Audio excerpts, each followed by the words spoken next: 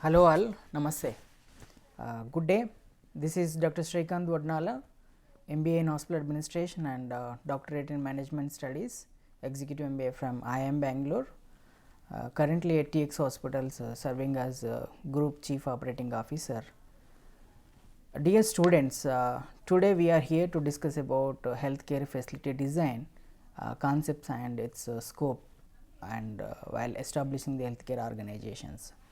So, why essentially that every student is required to understand this concept in day to day life. It is essential for every administrator to understand about the facility planning and let us in detail discuss about the unit 4, which specifically talk about our hospital planning and what are the criteria to be considered while making it so. So, let us get into it. And specifically when we are talking about hospital, unlike any other commercial structure, hospital works on a very complex processes. At the involvement of doctors, nurses, technicians, other paramedics, supportive staff, since there is a complexity in processes, and unlike any other commercial setup where patient comes for the the benefits or for the enjoyment, here the patient comes with the grief, with the pain. So, at the end of the day, everybody's aim is to cure the patient, make the patient happy in such a way that our healthcare facility should also be in a place where we meet the criterias and make the patient happy from the entry to the exit. Let us get into it. So, as the healthcare facility involves in a systematic planning for the hospital infrastructure, therefore, it is a integral part where we club the clinical part, operational part, administrative requirements. So, therefore, the design should support safe and efficient patient care, therefore, we will be able to deliver the efficient patient care. So, why are we talking, why are we discussing about it? Because the facility which we are talking about is the, let us say, the layout, and we talk about the circulation, which means who should use which entry or which exit and who should use the respective areas, and the utilities. We will talk in detail about as we go in these slides and as we go in the topic, and the compliance aspect, the most important aspect for any healthcare organization to proceed. So, and therefore, which definitely influence the quality, efficiency, and which enhance the patient experience scores. So, we talk about many of these things, and why what is the objective of having hospital planning, because as I said, the primary objective is to ensure the patient safety and comfort. How do we ensure the patient safety? Because there are multiple stakeholders, be it a doctor, nurse, or the other paramedic, or the non-clinical work. Because whenever we talk about combination and working, making the environment coordinate for all these members, and which helps the clinical workflows and which makes the efficient clinical workflows, and should also optimize the utilization of space.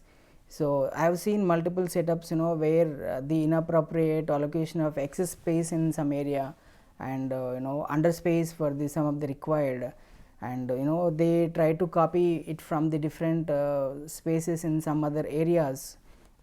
Usually the objective of hospital planning is to ensure about our facility.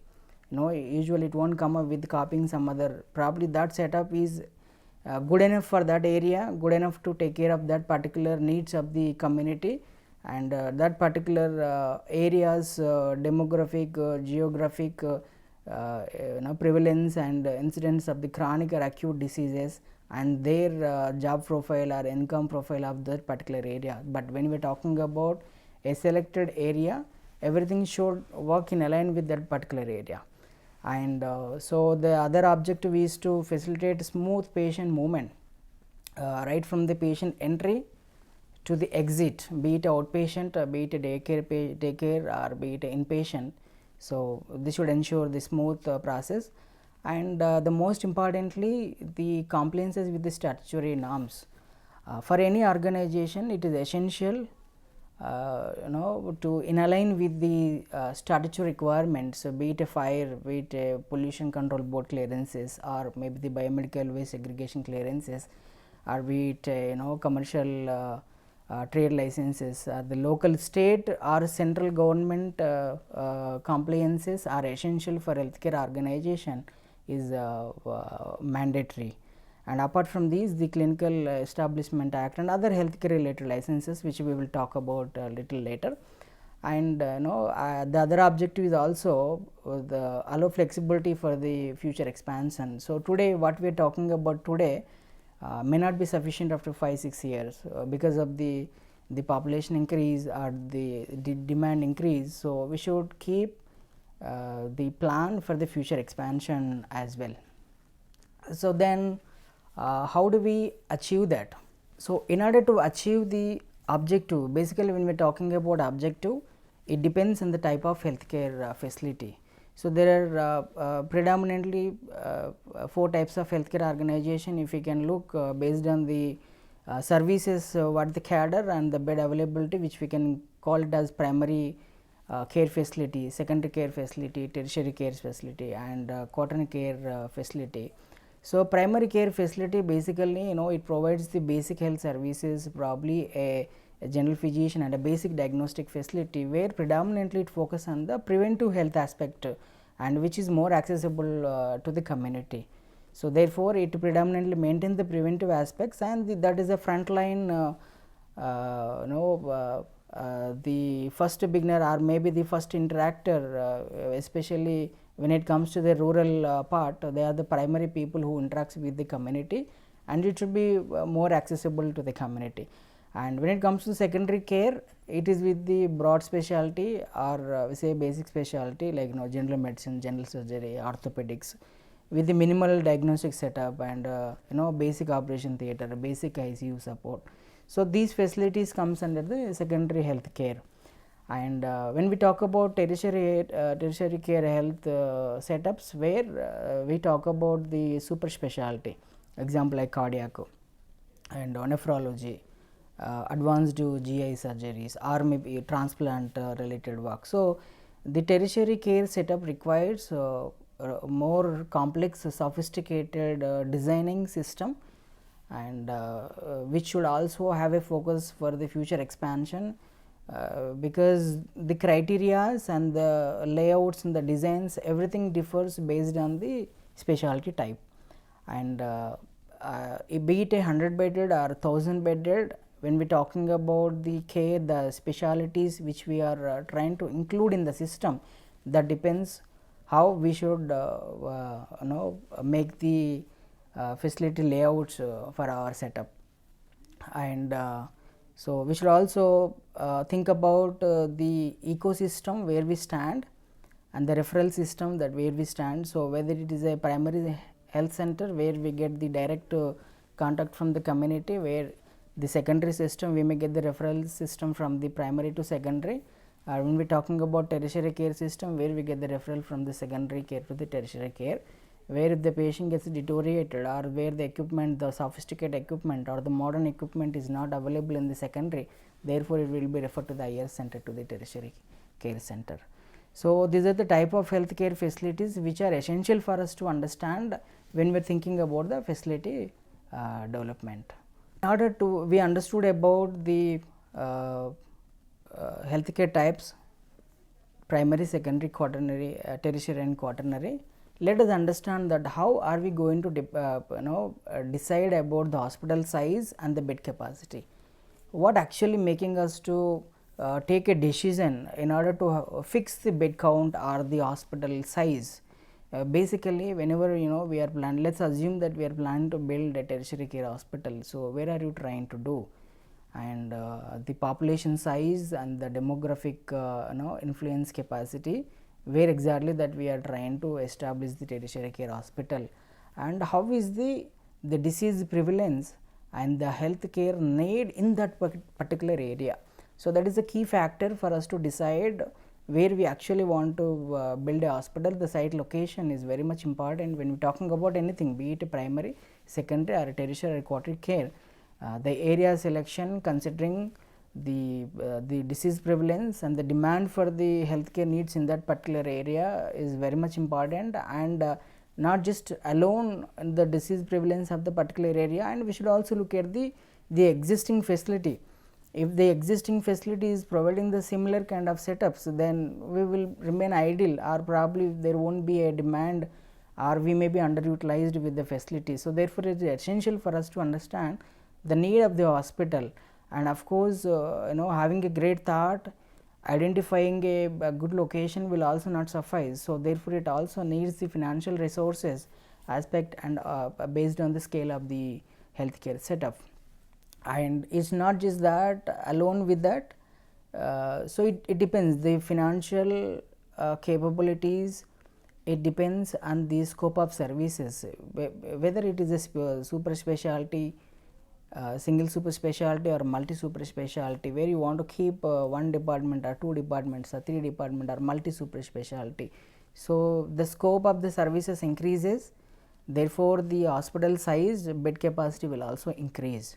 And of course, as I said earlier, so we should always keep a scope for the future growth, for the potentiality, and as the healthcare demand grows year on year, there should always a space for the future expansion.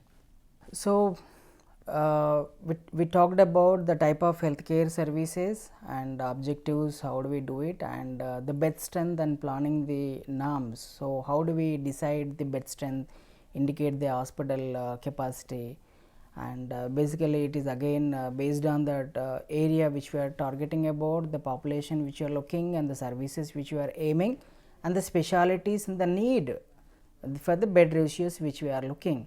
So, most of the time which we have seen in recent times that they build a large scale hospitals, and which remains underutilized for the most of the setup. And I have also seen certain setups where the setup is built with a minimal requirement, thinking that it shouldn't be underutilized. Over a period of time, it becomes because of high patient footfall, it becomes the space inadequate space. So, therefore, our hospital planning, that is the reason hospital planning is very much important. Neither it should be underutilized, or maybe the overcrowded with the patients. So, therefore, the norms, rational blood planning is very much important, and accordingly that we should decide. Now, having said all these things, how are we going to identify the site, which site that is ideal for the hospital built? So, again we talked about primary, secondary, tertiary. Regardless of the type of the healthcare setup, the location should, the primary criteria is to have accessibility, because someone who is coming in pain, we never know whether it is an emergency or semi emergency. So, the accessibility plays a major role, and road connectivity is essential. It is not just about every individual might not have their own private transport. Therefore, the setup should able to connect even with the public transport. Whatever the means of transportation is available, which should able to give access to our setup. And many people think about, okay, they identify the good area, good transport, but not just that alone is sufficient for us to establish. We should also have the utility available, and which is very critical. Utility in the sense the water connectivity. Water usage is very high, especially in healthcare, be it for a sanitation, be it for a clinical or non-clinical purposes. Water is the essential part, which is the high consumption takes place in any healthcare setup. Not just water, it could be our electricity, because you are going to set up the operation theaters, critical care support, which requires continuous usage of the medical equipments, life saving equipments, which needs 24/7 electricity power. However, you will have a provision to keep your UPS or DG but but it doesn't mean that we will have we are okay with any place. So we should have that continuity and all the utilities availability. So be it water, electricity, or waste segregation area, or sewage related things. So all these things are essential for us to decide the site for the hospital construction. And environmental regulations apply. Most of the people think environmental is only the sustainability related thing, but it is not. So the environmental, in fact, it helps the organization to reduce the cost, be it a solar implantation, the energy which actually reduces the cost in our electricity, and which helps in many other the greenery related things. So the environmental regulations is also very much essential for us to take a decision in current days, and land size should allow us to keep the future expansion in place, which is very much important. And the population needs must be assessed before now we identify the selection. So all these criteria are very much essential to identify the site for the hospital. Okay, so hospital, what are the let us talk about some concepts about hospital layout planning. So when we are defining the layout, the physical arrangements of the department, and which should also support the the logical patient and staff movement. So why are we actually discussing about it? So there are departments where there is the adjacency, the departmental requirement where they need to talk about it. Let us talk about some of the concepts in hospital layout planning. So layout plan basically defines the physical arrangements of the departments. Let us say when the patient comes into the hospital, so they come to the registration and they come to the waiting area or the consultation, or they go for the investigations, and they meet the doctor again, they go back from the hospital. So there is a physical arrangement how the patient moves from one department to other department. So it gives us an idea, and so it should support the logical patient and the staff movement, and which should ideally should reduce the unnecessary travel distance, which means if the reception is at one place and the pre consultation pre assessment area is a different place, and consultation room at a different place, waiting time is a different place. So that actually gives the patient inconveniences, therefore which gives the dissatisfaction levels to the patient. So the layout should enable us to travel the patient in a sequence way, so that they don't feel something is missing or they are spending extra time in the hospital. And it should improve the coordination between the services, whether it is from the OPD, from the doctor related to the diagnostics, or diagnostic related to the pharmacy.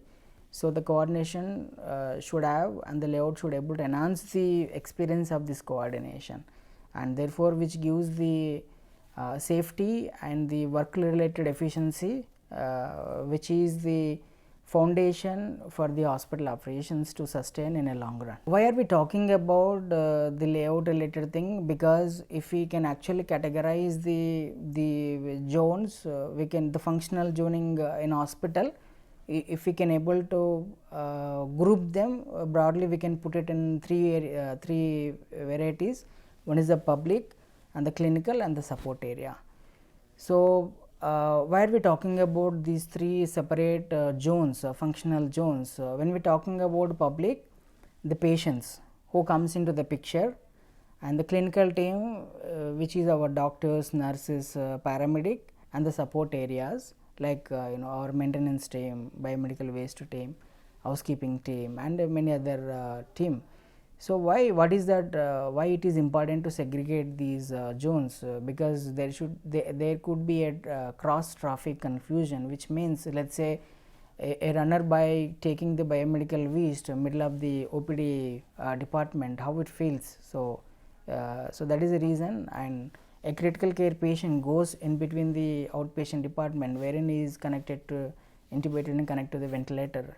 So therefore it is essential for us to keep these functional zones and their pathways separately, so that there is no cross traffic, and which which enhances, in fact which also reduces and improves the hospital infection control related things when we have separated pathways for all of these, which directly help the operational efficiency, and which is simplify the overall supervision of the hospital operations. So, having spoke about the functional zones, so how a patient flow and workflow planning. So, patient flow refers to the movement through services, whereas the workflow supports the clinical efficiency.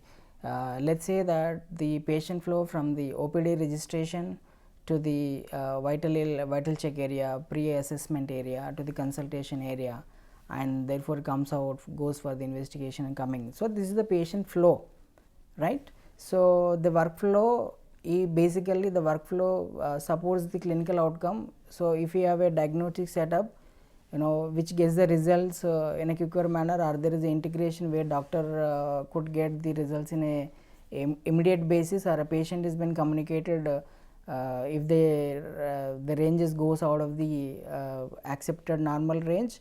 So, those workflow, if those workflows are in place, which actually increase the clinical efficiency, which help the healthcare worker to take the decision in a faster way, which gives the patient satisfaction more, because there the diagnosis is taken, the disease identification process is much simpler, and the treatment enabling options are more, therefore, they will be happy.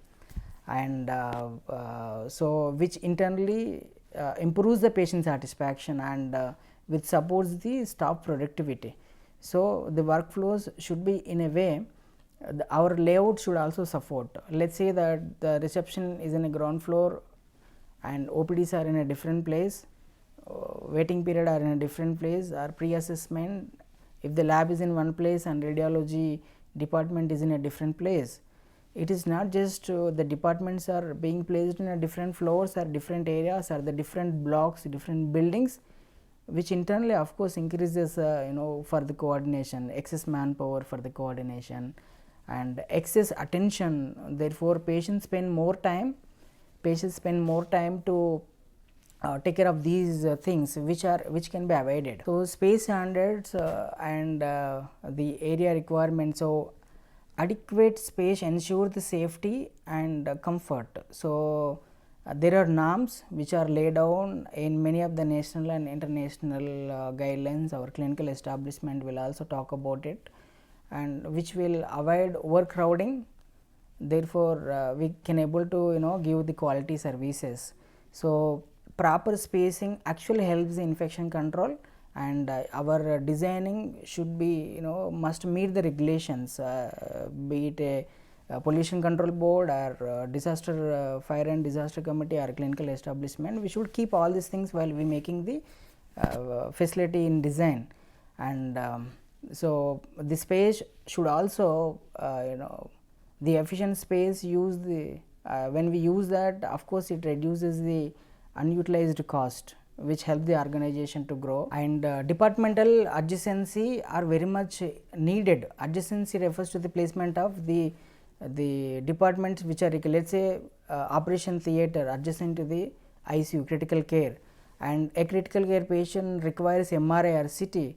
If the ICU is in some floor, let us say 4th floor or 5th floor, and the radiology equipment CT or MRI in a different floor, therefore, shifting the complex critical patient is very difficult. So, these departments should be placed in such a way for the coordination and the services speed, which reduces unnecessary patient movement, and of course, which directly help the clinical efficiency. Poor adjacency causes delays in many things, which internally which is not only the process gaps, which can be a clinical risk as well. So, the critical for OPD and the diagnostics, because the predominant business or predominant footfall, 60 to 80% of the patient communication happens at OPD level. Therefore, it is essential for us to keep the patient happy in the OPD, where all the adjacent departments are planned in a way that patient should not feel that he is moving different places for every simple thing. So, let us also see that how OPD, IPD and diagnostic centers are integrated. So, in a broad way, the OPD is the first when you enter the hospital for anything. For anything you enter the hospital, you see the entrance, and you see the reception, and there is a process for the outpatient department, there is a process for the inpatient department, and for both of them the diagnostic services are essential and which is the integral part. So, IPD basically supports the inpatient treatment and diagnostic are essential for the clinical decision. So, integration of OPD, IPD and the diagnostic actually reduces the patient movements and improve the turnaround time and ensure the continuity of care. This is what every patient actually needs and they expect from the hospital. Why are we talking about all these things when we are planning to design a facility? The primary fundamentally the core objective is to ensure the patient safety, and that is our responsibility, and which internally, so it is not just about making the plan, and it also enable us to keep a track for the infection control at the layout stage itself. As I said earlier, assume that if a garbage bag is moving within the OPD departments or going with the crowded area in the OPD, how it looks and feels. So, there is a high threat and high increases in infection control. So, the recent statistics says highest infection controls comes with the poorer layout planning about the circulation related utility pathways. The proper constructed standard following layouts always achieves higher infection control protocols and patient satisfaction for the thing. And not just that, during the layout itself, the safety is not just about the clinical, which is also in terms of accessibility for elderly and disabled people. It should be planned in such a way which is easy for them, and not alone that, the fire safety and routes. So, having big buildings, having greatest equipment will not help. So, the facility should also plan in case of fire emergency, your mitigating system, your exit plan should be in such a way that the evacuation happens in a smoother way as per the protocols. So, the design reduces the risk. We cannot eliminate the risk. The whole thing is to reduce the overall risk. Lack of understanding at the layout stage, and they wanted to go for the accreditation level where they make many changes during the accreditation time, be it national or international, NABH or JCI. There are set protocols which are compromised at during the layout, and later stage making these arrangements once a hospital is commissioned is overburdened. It disturbs the existing clientele, and of course which comes with the extra cost.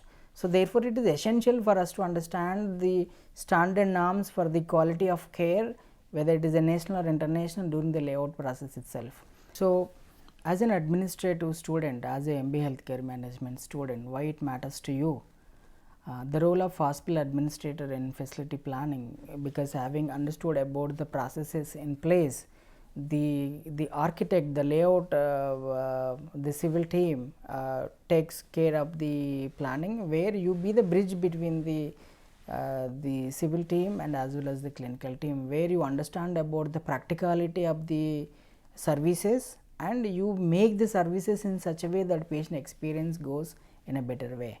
So, you ensure the operational feasibility and the financial viability in align the design with the service goals and the scope of services which we are targeting, without compromising the regulatory and the legal compliances, and which would also take care of the infection control related things during the layout only, which you will have the overall control on the cost and the timelines for the construction and all other things.